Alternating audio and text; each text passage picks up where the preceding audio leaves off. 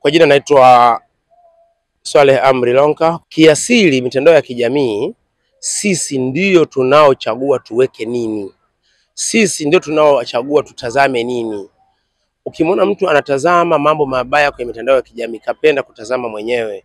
Ukimwona mtu anatazama mambo mema kwenye mitandao ya kijamii, amependa yeye. Kwa hiyo mitandao ya kijamii, wewe ndio unayochagua uangalie nini. Kwa hiyo kwamba inaharibu tamaduni za Kizanzibari au za Kitanzania, si kweli, kwa sababu una nafasi ya kuangalia kitu kibaya, una nafasi ya kuangalia kitu kizuri. Chagua uangalie nini.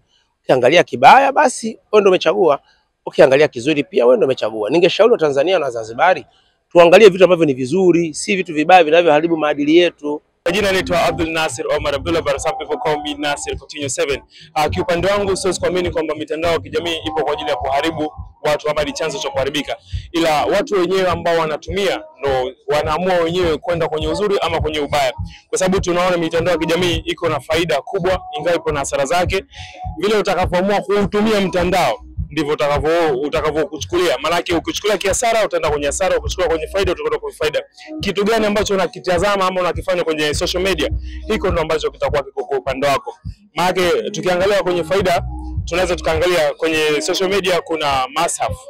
Ukiamua kuchukua masafu kusoma, maana yake haina haja ya kubeba ule masafu wenyewe, ukikaa tu mwenyewe sehemu yote ile unaweza kusoma. Lakini ukiangalia kwenye faida za kidunia, tunaona na wenzetu akina Diamond Platinum, Alikiba na watu wengine wanafaidika kupitia social media. Juzi tu hapa Diamond Platinum alitangaza kanunua Rose ambayo sijui thamani yake ni kiasi gani sijui, lakini kwa sababu ya pesa za YouTube, maana yake kwamba ukifanya kitu ambacho kina faida kinakupeleka kwenye faida, ukifanya kitu ambacho kipo kwenye hasara kitakupeleka kwenye hasara.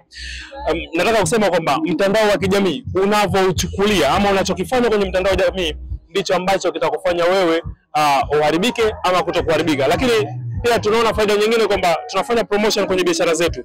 Zamani ilikuwa lazima sijui uandike kwenye magazeti, kwenye nini. Sasa hivi unachukua tu simu yako, unaposti bidhaa zako, unapeleka, zinaenda viral, watu wanajua, unaweka address yako, watu wanakutafuta kupitia social media. So social media unavyochukulia ndivyo hivyo social media ilivyo. So sitaki kuamini kwamba social media ni sababu ya watu kuharibika, ila sisi wenyewe tumeamua kuharibika. Kwa jina naitwa Yasin Ali Hamisi, ni mwanafunzi kutoka Chuo cha Utawala wa Umma Zanzibar.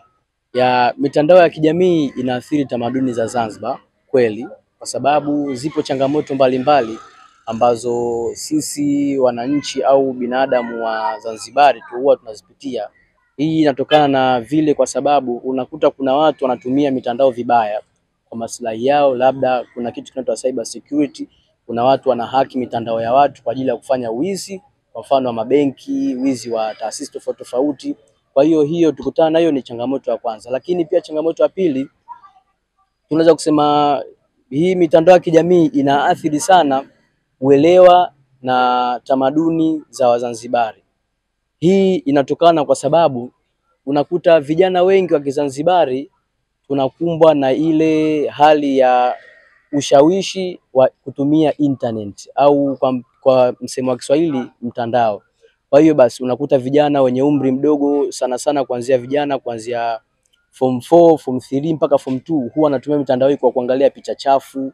Wengine wanakuwa wanaangalia mambo ambayo sio muhimu na yasiyohitajika hapa Zanzibar.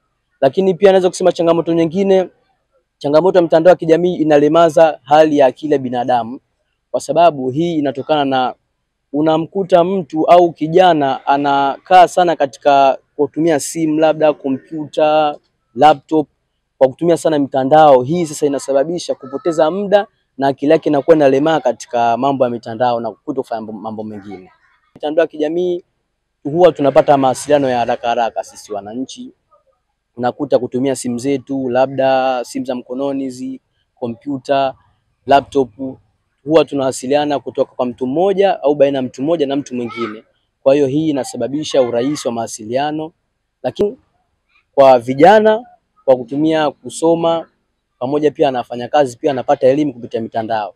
Hii hutokea pale ambapo vijana wa maskuli, labda wa chuoni, na hata wafanyakazi, baadhi ya wafanyakazi pia wanatumia internet kusomea katika majukumu yao ya kazini au wengine vioni. Unakuta wanapata access mbalimbali za vitabu, wanapata access mbalimbali za magazeti. Hii inachochea katika kujifunza sana na kupata elimu juu ya masuala ya internet. Ushauri wangu kwa wale wanaotumia mitandao vibaya, basi waache haraka iwezekanavyo, kwa sababu namna tunavyotumia mitandao mibaya hii inakuwa inatuathiri sisi na hata vizazi vyetu vinavyokuja baadaye.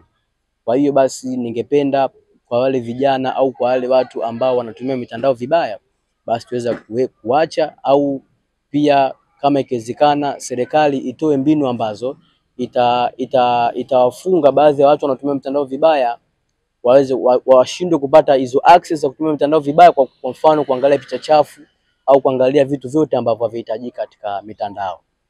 Usisahau kusubscribe, kulike, kucomment na kushare. Mshindo TV.